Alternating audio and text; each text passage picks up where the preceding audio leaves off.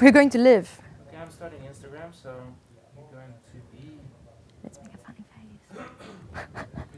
Oh, you have lipstick on your You guys are live on Instagram. Oh, lovely. hello. Welcome back to the Expat Experience. We're here with Claire today in this Abimato studio. Claire's from Canada and she moved to Hungary Almost 1 year ago. At the 1 end of year this month, ago. will be 1 year. Welcome, Claire. Thank you. And please tell us, how in the world did you end up in this part of the world? It's kind of a happy accident, actually. Yay, I love happy accidents. I was living in Canada, as one does, in Montreal for 6 years, and I was getting bored of it. I was working 3 years in the Canadian fur industry and Fur industry. yes, and it's like a huge part of Canadian history and heritage, like Canada. Because it's cold in Canada. In the winter, yes. Yeah. But, you know, Canada would not really exist without it. Well, it was existing before, but that's another part of history. Without the fur. And so I decided, okay, I will quit my job for the low season and go traveling. And I was up on the Arctic Circle in Finland at Rovaniemi and drove all the way Nice. to Oulu, down to Turku, everything. My neighborhoods. Yes, exactly. To visit a friend there for Christmas. And then I went to Spain for New Year's. And I just was jumping from place to place where I knew someone. And I said, why not go to Prague? And I did a training course in Czech Republic. Always wanted to go there. For what? For teaching English, actually. Ah, okay. And then I thought I would go to eastern part of Slovakia near Ukraine border to do some work on like a ranch, putting up fences and stuff for horses and things. Nice. Yeah. Like, Yeah. But then it ended up, I talked to one person who I met 7 years ago in my first couch surfing experience. Where? And that was in France, Uh-huh. 7 years ago. But they now lived in Budapest. And they said, yeah, come if you're in Prague, it's right next door, da da da. For so sure. I came and they said, hey, you speak French and English, you can get a job. And so I just tried for fun. And I continued on my travel to all through Kosovo and Serbia and Bosnia and Herzegovina and to Macedonia to see a friend. And it turned out I got a job, so I went back to Canada for 3 weeks, sold all my stuff, and came right back. Packed your bags and just da-da-da. Here I am. Nice one. Yeah. And now, when you're living here, you are working as an English teacher? I was thinking of it, but Yeah. for now I've been doing research translation, do research in French, publish it in English, and now I'm doing that more part-time because I just came back from 2 months of working in Siberia as an English teacher. Yeah. And Wow. yeah, it's a pretty cool year. I feel like it's just 1 year and I packed a lot of stuff into it. So Right. It's amazing. now I'm focusing on the design kind of stuff. You are a designer. So Claire is a designer.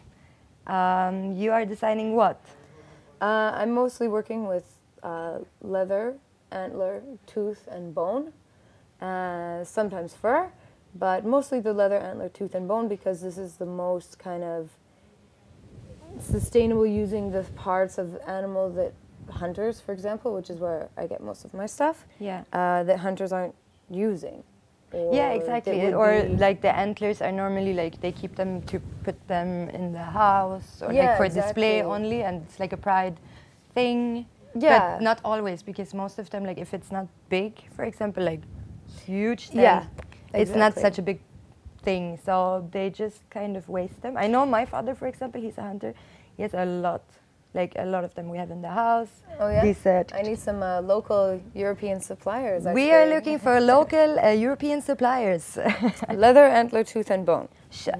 So, can you do you have some? I do, I know you have actually. stuff. Let's see what stuff you have. This is my bag that I was actually for sale, but I really liked it so much, so I just kept it for so myself. it's not for sale anymore.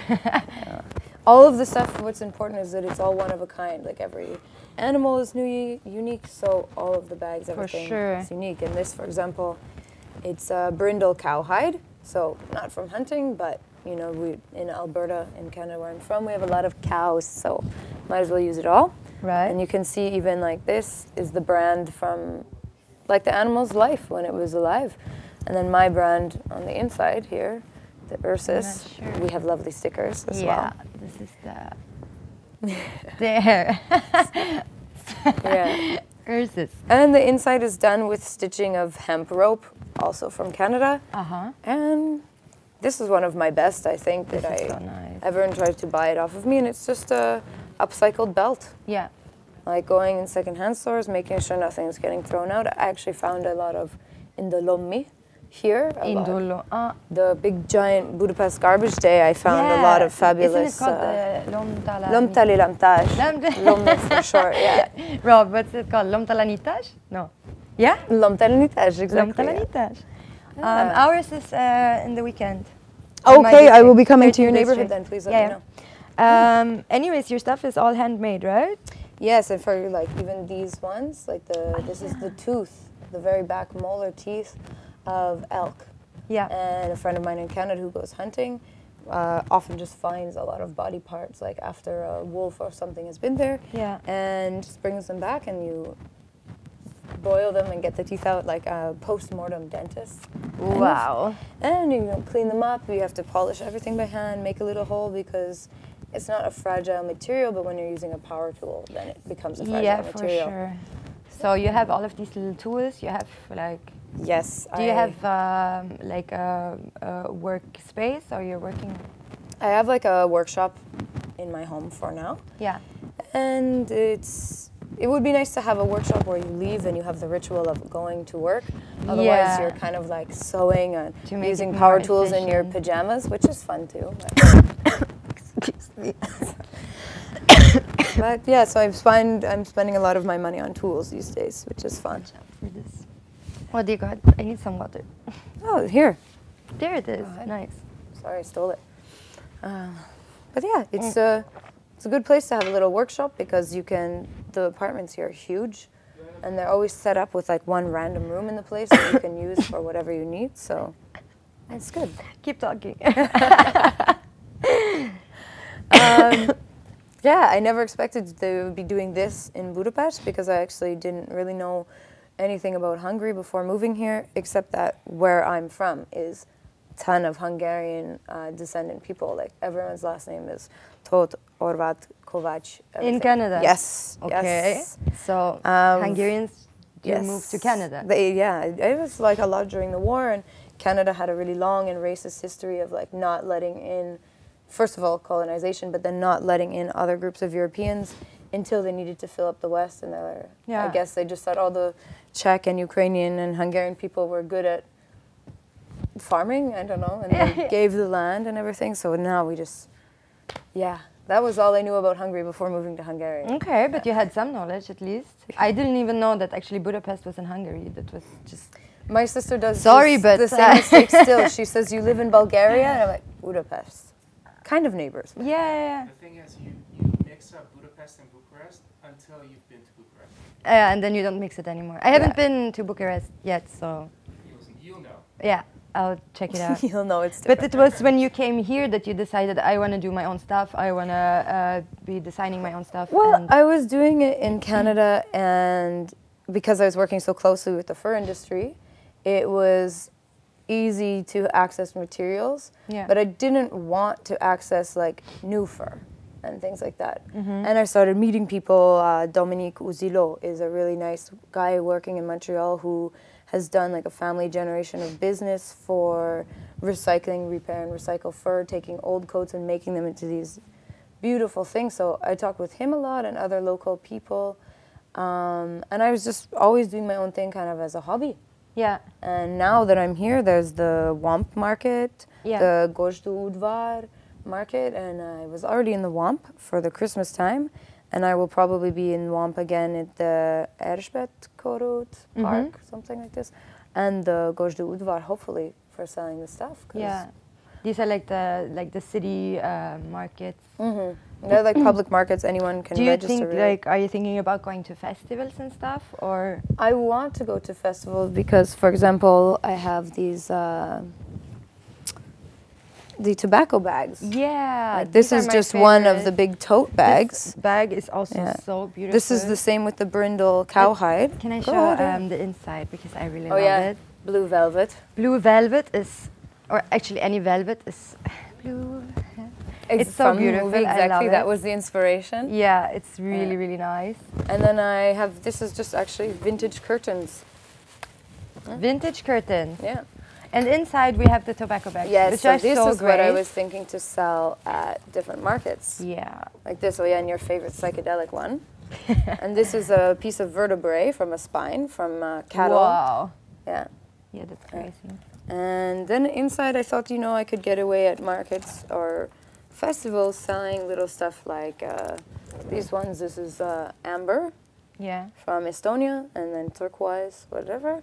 You know, little things people in The little things. But I really love these ones because they're so soft, you know, like some make them so kind of complicated, you know, but this one is so thin that it doesn't make like... That's what I wanted, that like when people who are smoking at a party or a festival can very easily just access what they need to access. Yeah, I love these bags. And then these are actually some more earrings, if you want to try. This is the frontal tooth of the Oh my sarvash. God. I would like to try these ones actually because I think they fit my outfit more. Yeah, this is a round They're like of roundish. antler. Yeah. And I love them. Go ahead. But actually, no, I'm not going to try them because because they look complicated. No. So we're just going to put them like this. Yeah. What do you want to... Just set it on. Okay. Yeah. Yeah. I put it These on the little bag, things so we're is gonna- much easier for people at a Ta-da. festival to pick up and take with them, of course. What do you think the reaction from like hippie people? Yeah, if not. I Okay, guess- hippie people, I'm sorry, that's wrong, but like some people do have some Reservations issues and are not with down with animal products. Yes. Yeah.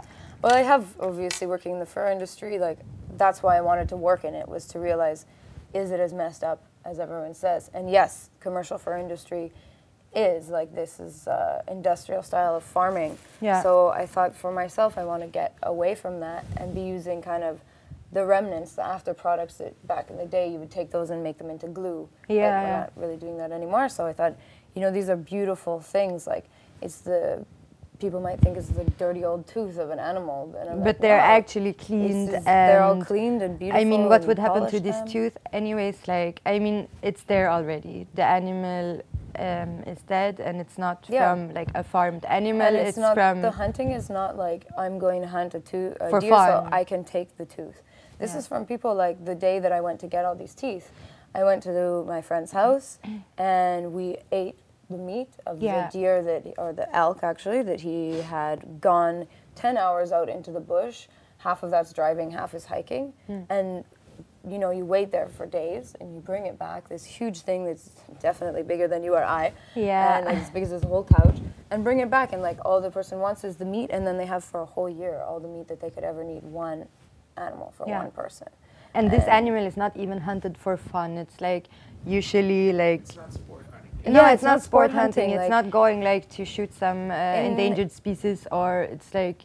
Yeah, in to Canada, keep the- there's a lot of the- regulation. Like and the problem only comes from when people aren't following the regulation, Yeah. and when there's not enough money put into forestry and like kind of the environmental checks. That's when you have a problem, and you have the poaching, illegal hunting. Yeah. But when it's regulated and there's enough money in that system, like those are the people who go out and count squirrels and actually tell us what's happening in the environment outside of the cities.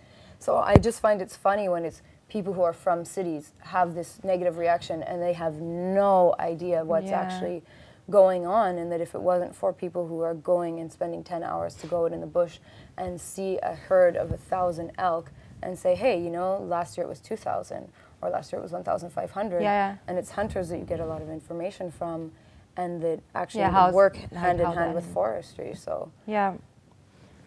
So actually, this is very sustainable fashion, you can say.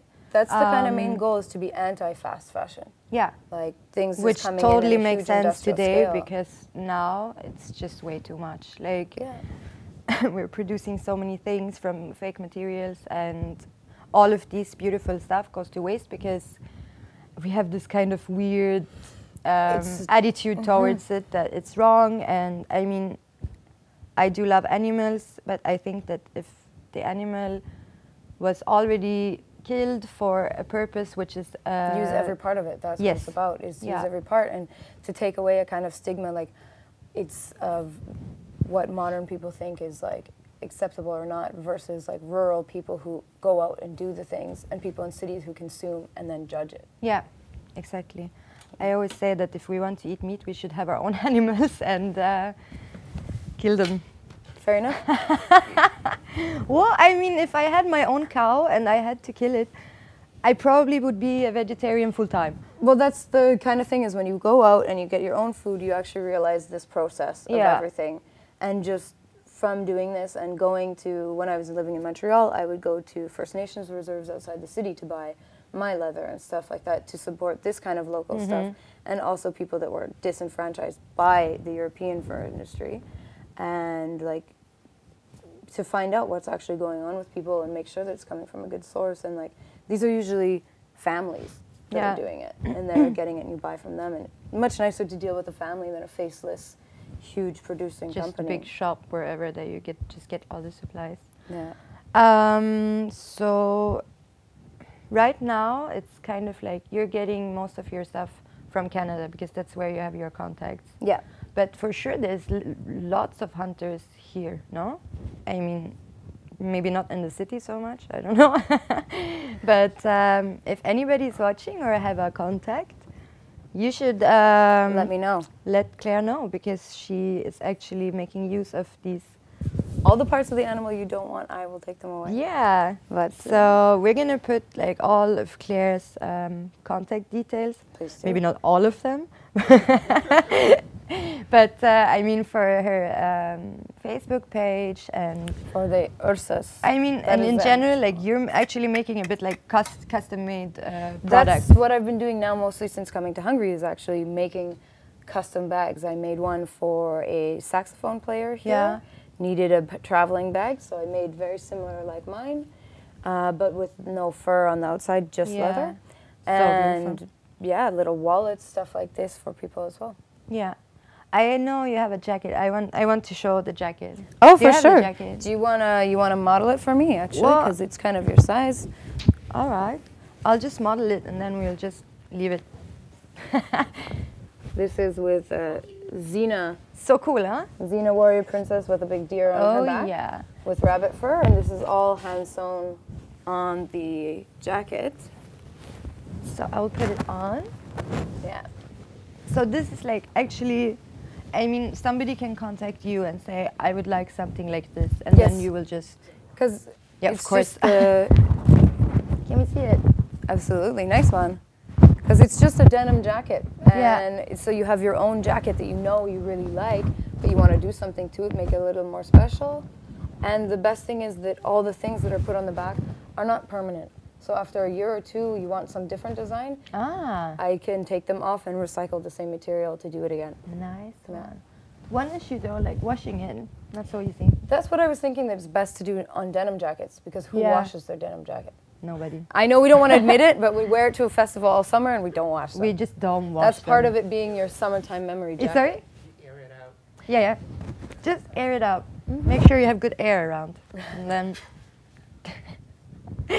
Or dry Alright. clean, I mean, you know. I mean, you can always wash like these parts. Well, that's what I didn't want to do, anything underneath the arms, basically. Yeah, because normally you Because have. that's where you want to wash it, and that's Yeah. it. So they're all really well planned out for how do people actually wear them, because I was tired of buying women's fashion that either is made for only one type of body or is made to look cool but isn't Yeah. actually functional. So I Yeah. wanted everything to be actually functional as Yeah. well. I think this is a great jacket, and I think that when you can choose your own materials, like what do you want? Like, Yep. I mean, here's a little warrior. Yeah, this jacket I actually wore. I'm On not so a- flexible. It had before on it, it was actually my jacket, and it had a big Dolly Parton as Yeah. the Virgin Mary on the back, and I wore it on a motorcycle trip from San Francisco to Santa Cruz. So this is a well-traveled jacket. If you're into upcycling, that's the finest. This is the best.